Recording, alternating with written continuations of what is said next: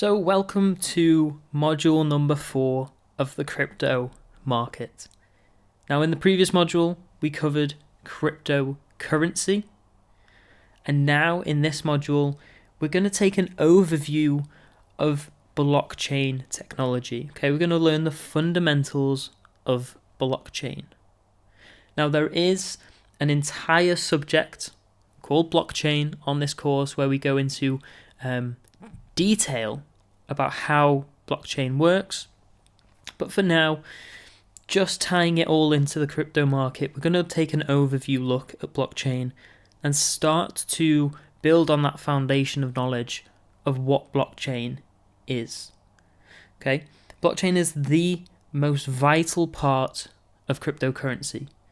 Okay, it is the decentralization of currency, and that is what gives crypto most of its value. So, briefly, the contents of this module. We're going to go into an introduction of blockchain. We're going to break down the word blockchain and understand why it's called blockchain. We're going to try and explain blockchain as simply as possible.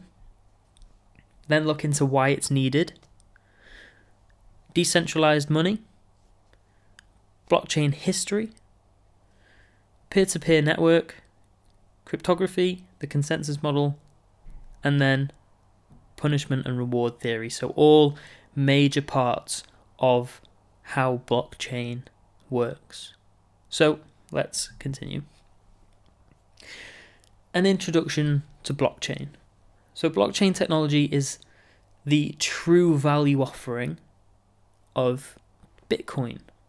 Okay, now it is also a value offering in other currencies, but we'll get onto those later on in other modules.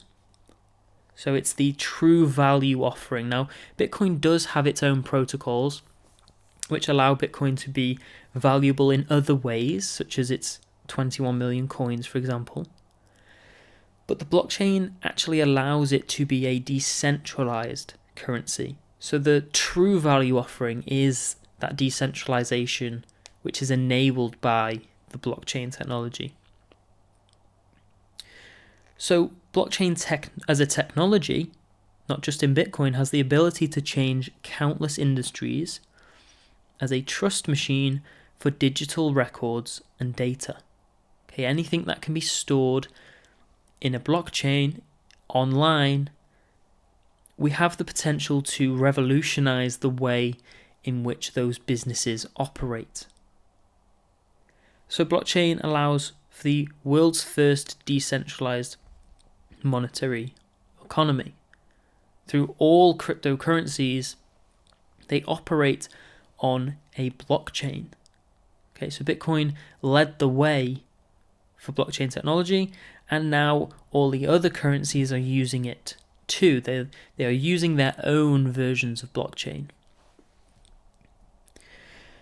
There's multiple generations of blockchain technology, okay, as it's still being maximized to reach its full potential from its first implementation for Bitcoin.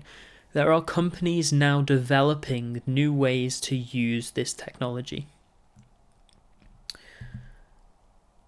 So, this is an analogy to help you understand blockchain as a technology. So we're going to use a book analogy, and we're going to read through this on screen, and I'm going to try and help you to understand or visualize how the blockchain works.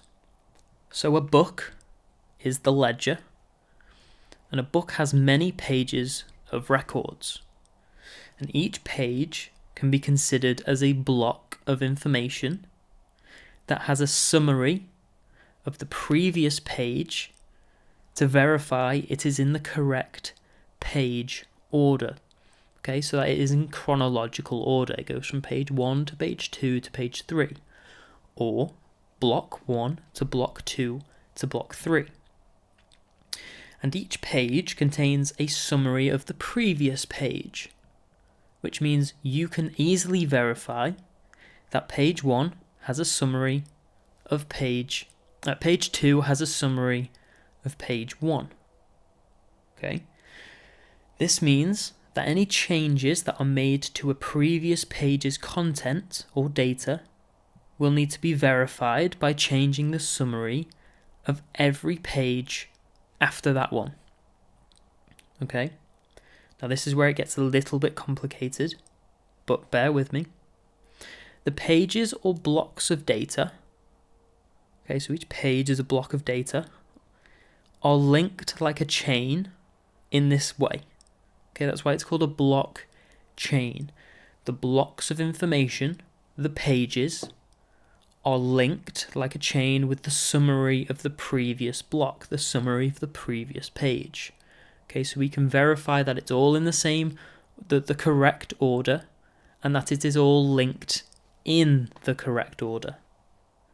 Okay, now in terms of changing the contents of a page, that would then change the summary of the next page, which would change the entire page with that summary, which would then change the entire page afterwards, okay, and so on.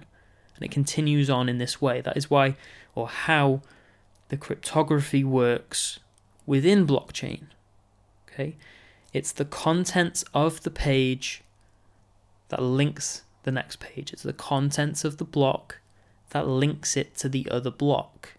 And if we change the contents of the block, the information within it, it changes the cryptography, which changes the next page and the next page and the next page.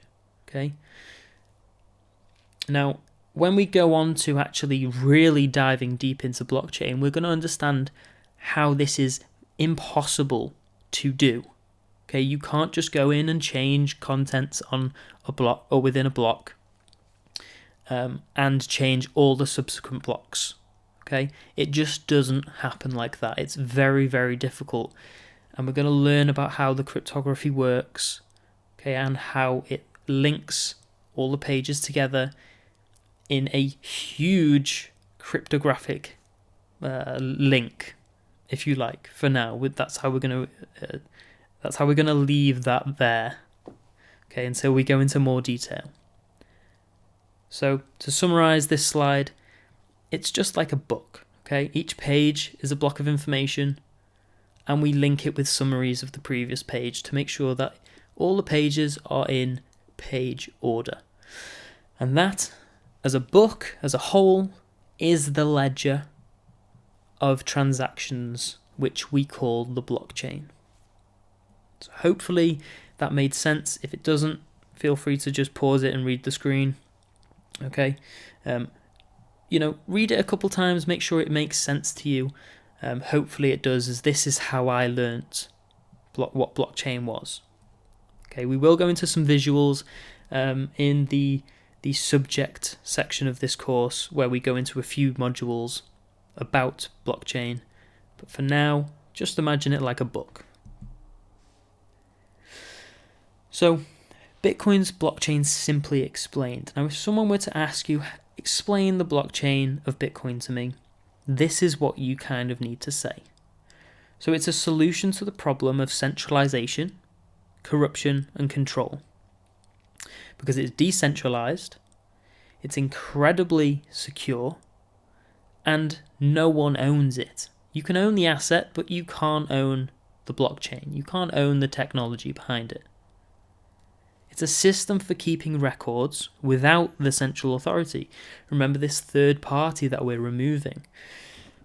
Okay, transactions need to be verified whether they're real or fake to keep the ledger in order, to keep the ledger accurate and true. And we no longer need a third party to verify these transactions. A decentralized way of maintaining a public ledger that is in theory impossible to falsify. Okay, again, this security, this cryptography that secures the ledger means it's in theory impossible to falsify. Okay, it is possible in theory to falsify it, however it is incredibly, incredibly difficult to do, and it would require almost taking over, the internet, for example. Okay, think of it like that. So that's how you're going to explain blockchain if someone were to ask you and it's also a good way for you to understand it yourself. It's centralization, removing centralization, corruption and control, removing the third party. Okay, it's a system that allows for records to be maintained without the centralization. And it's also a public ledger. Anyone can view transactions on the blockchain if they wanted to. Okay, it's completely transparent. So why is blockchain needed? Well, again, we're talking about this centralization. To determine if something is real or fake, it must be recorded on official documents. That's what these third parties do. So we need the blockchain, Bitcoin needs the blockchain to determine if something is real or fake. And we do it in a decentralized manner. And all official records are centralized with an authority. Okay, that's why we need this blockchain, so we can decentralize these official records. Okay, every node on the network has a copy of these records. And it leaves, this leaves a large amount of power under human control, which could be easily manipulated. And we know it can be easily manipulated and has been in the past. Okay, all we need to do, again, reiterating the fact that over the past 12 years, Bitcoin has never had a fraudulent transaction. And over the past 12 years of banking, okay, there's countless situations of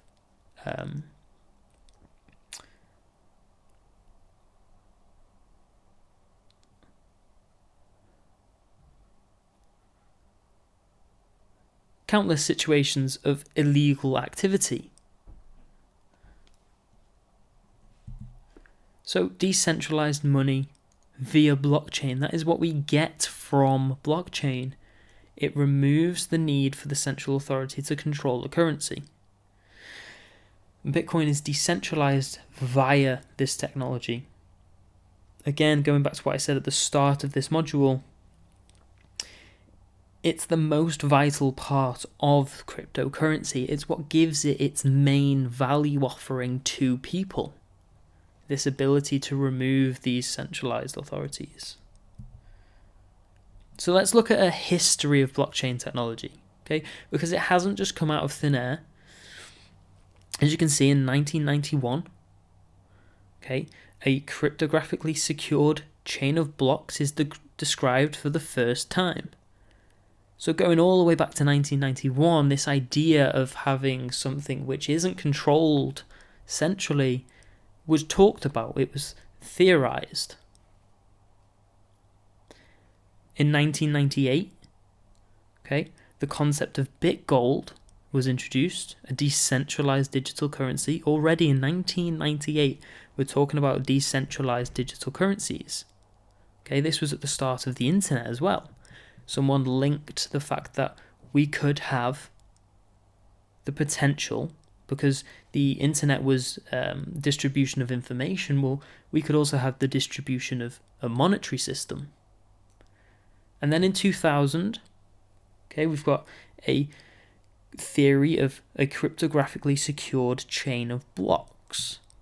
Now, all of these things at the time weren't linked together until 2008, when Satoshi Nakamoto, that name that we know of, released the white paper outlining the model for a digital decentralized currency. Now, he doesn't necessarily talk about blockchain technology, but the way in which Bitcoin was decentralized was this blockchain technology, which was talked about and described many years before Satoshi actually utilized it for the first time. Okay, in 2009, we can see that he, she, or they implemented this blockchain technology as the public ledger for transactions, which was made for Bitcoin for the first time. Okay, so Bitcoin was actually the first usage of this blockchain technology. And then moving on to 2014, we can see that blockchain technology is separated from the currency and its potential applications are explored. Like we said in the previous slides, blockchain can be used and utilized in multiple different industries to introduce this trust machine, okay, to revolutionize these business models and the security and decentralization of information. So now we're going to look at how exactly, or briefly, how blockchain works. Okay, we're going to split it up into 4 parts.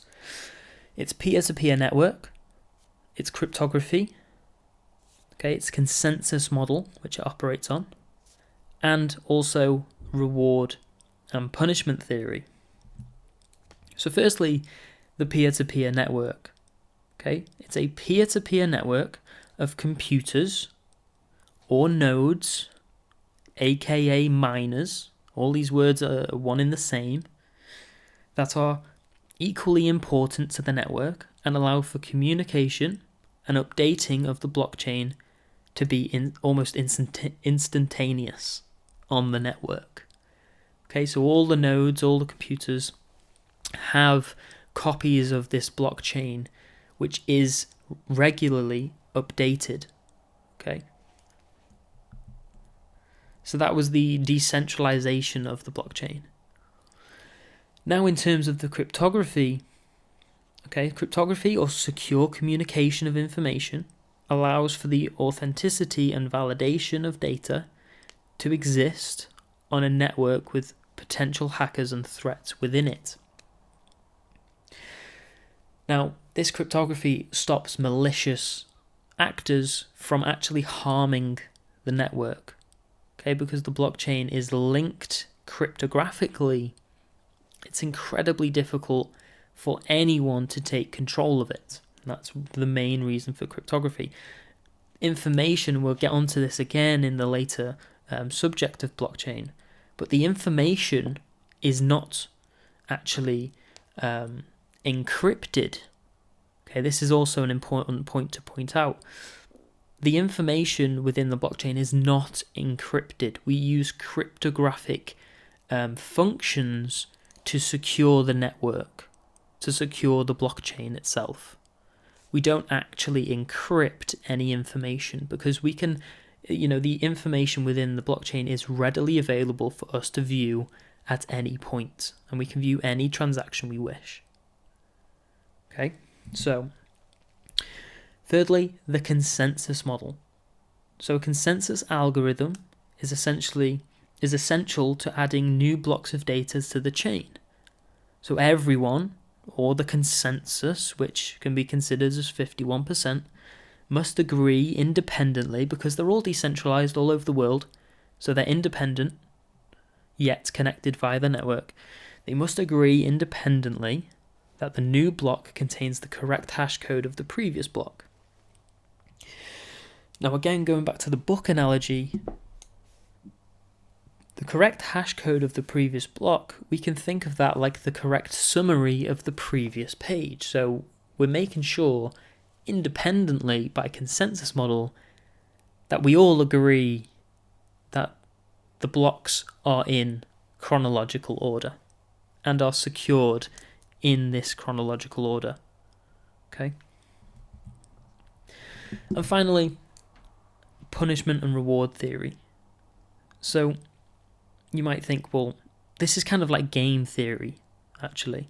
So punishment and reward is used to control people's best interests, okay, to uphold and maintain the currencies network.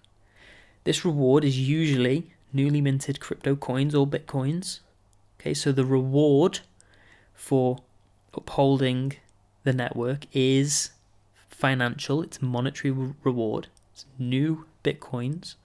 And so the nodes are mining bitcoins, in this case by helping verify transactions for other consumers on the blockchain.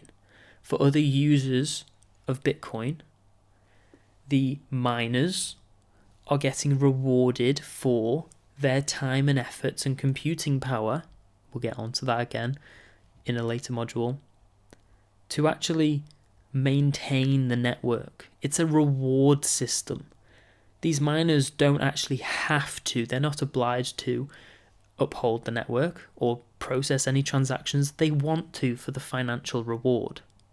Okay, and maybe other alternate values that they believe in. If they believe in Bitcoin as a monetary system, they may want to do it for that as well, not just the financial reward.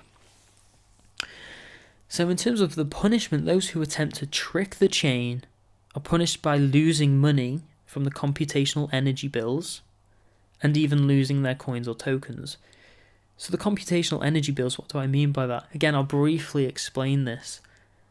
But each block on the blockchain has to have, the Bitcoin blockchain has to find, again, I'm going to explain this really, really simply, has to find a solution to a mathematical problem, and that requires a lot of computational power. Now, if you're trying to manipulate the blockchain, you actually have to do an incredibly large amount of computational work, okay, which requires a large amount of energy, and that energy costs money. Okay, so they're going to lose money because it's almost impossible to do this. They're going to lose money trying to trick the network because of how much computational power it would actually take to change these proof of works on each blockchain. Because remember, each block is linked to the previous block. And as soon as we change a piece of information within a block, all the subsequent blocks change. And so the proof of work, the solution must be found, the mathematical solution must be found to each problem within each block from the moment they change a block. Okay, all subsequent blocks. That's an incredibly large amount of effort. So punishment and reward theory kind of governs, it's like the rules, okay? You want to help Bitcoin because you get financial rewards. You don't want to try and trick it because you're going to lose money. So that is it for the fundamentals of blockchain. Hopefully it's not confused you too much. Again, we do have a full dedicated subject of blockchain within this course where we're going to go into much more detail. So consider this just a building block to learn actually how the blockchain works in the later subject, okay? Don't worry if it doesn't quite make sense yet. I have been throwing these words and phrases at you. But we will be putting all the pieces together more visually as well, not just with me talking, but with better visuals on screen. Okay, so I will see you in the next module, which is different ways to profit from the crypto market.